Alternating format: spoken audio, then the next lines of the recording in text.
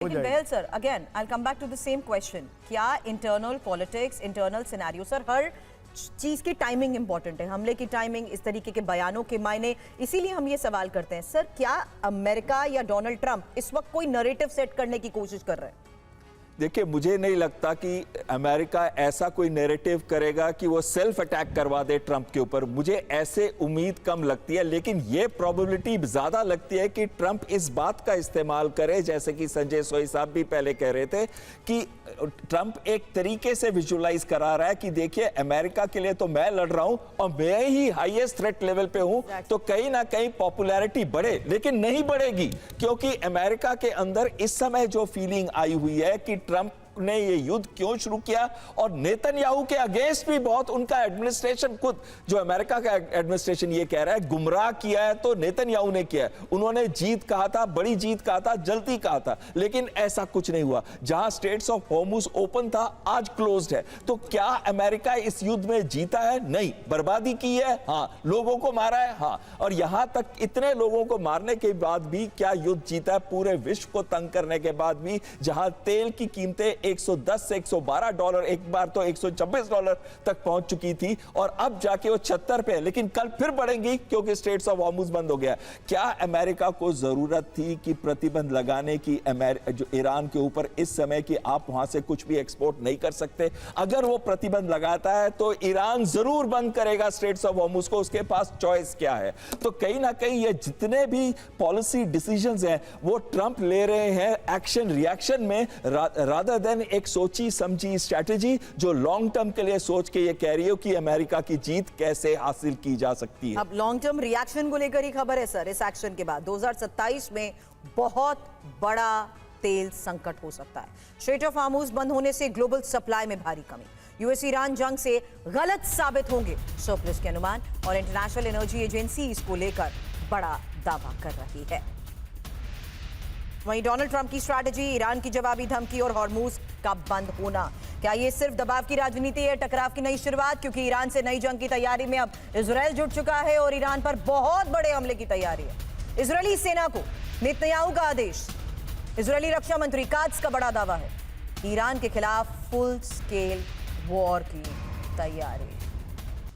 So sir, इसीलिए मैं अभी तक इजराइल को बीच में नहीं ला रही थी, मैं सीधा ईरान वर्सेस अमेरिका कर रही थी, क्योंकि इजराइल बहुत हद तक नुकसान पहुंचाकर कुछ मोटिव अभी तक हासिल कर चुका है ऑपरेशंस में, लेकिन अब फुल स्केल वॉर की तैयारी को लेकर ये बयान नहीं। बिल्कुल, देखिए सुरभि जी, ऐसा है कि जब अमेरिका ईरान चल रहा था, सीज फायर भी चल रहा था, इजराइल चुपचाप लेबनान में हिजबुल्लाह के ठिकानों पर हमला करता जा रहा था। कल भी उसने हमला किया, मेरे ख्याल से हर रोज़ या दूसरे दिन हमला हो रहा है और वो हिजबुल्लाह को ख़त्म कर रहा है। इस समय में उनका लेकिन प्राइमरी टारगेट हमेशा से ईरान रहा है। बीच में कुछ दिन रुके, तब तक उन्होंने सोचा हिजबुल्लाह को सॉर्ट आउट करें। अभी अब जब अमेरिका के हमले हो रहे हैं, मेरे हिसाब से इजराइल भी पूरी तरह तैयार होगा। किसी दिन भी ये हमले शुरू हो सकते हैं और दोनों तरफ से फिर हमले होंगे, लेकिन क्या हासिल होगा?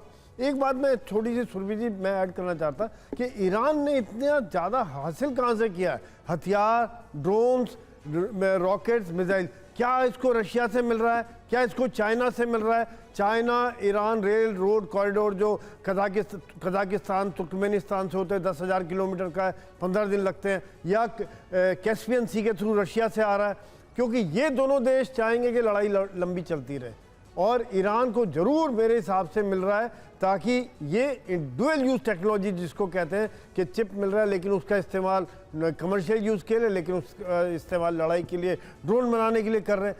तो यहाँ पर ईरान भी तैयारी करके बैठा है, इजराइल तैयारी करके बैठा है। सीज फायर का इस्तेमाल इजराइल, अमेरिका, ईरान तीनों ने ही अपनी ताकत को फिर बढ़ाने में किया है। जो अभी हमने छोटा सा इनकाउंटर अभी देखा पिछले 3 दिनों में, दोनों तरफ से कितने भयंकर बमबारी हुई है, और दोनों भी पक्ष रीजनल एस्केलेशन तो बन चुका है, क्योंकि जिस स्तर पर ईरान जवाबी हमले कर रहा है उसमें गल्फ कंट्रीज क्या इस स्तर पर तैयारी कर चुकी हैं कि वो सीधे ईरान का मुकाबला करने के लिए तैयार रहे?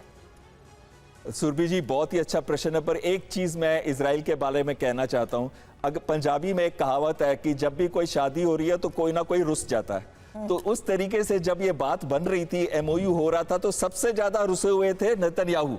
वो चाहते ही नहीं थे कि कोई भी पीस आए इस जगह पे, वो चाहते थे युद्ध कंटिन्यू रहे। इसी वजह से वो कंटिन्यूअसली हिजबुल्लाह और सदर्न लेबनान पे हमले करते रहे, यहां तक कि बेरूत पे भी जाने की तैयारी करते जब तक कि उनको ट्रंप ने मना नहीं किया। अब दूसरी बात आती है कि रीजनल वॉर के अंदर आप देखिए, सऊदी अरेबिया पे कोई बड़ा हमला नहीं हुआ है, राइट सर, वो छोड़ दिया गया है। अब UAE, Bahrain, Oman, Qatar, Kuwait, उन पे यानी कि उस कोस्टल बेल्ट पे पूरा हमले किए गए हैं और किए गए हैं अमेरिकन अड्डों पे।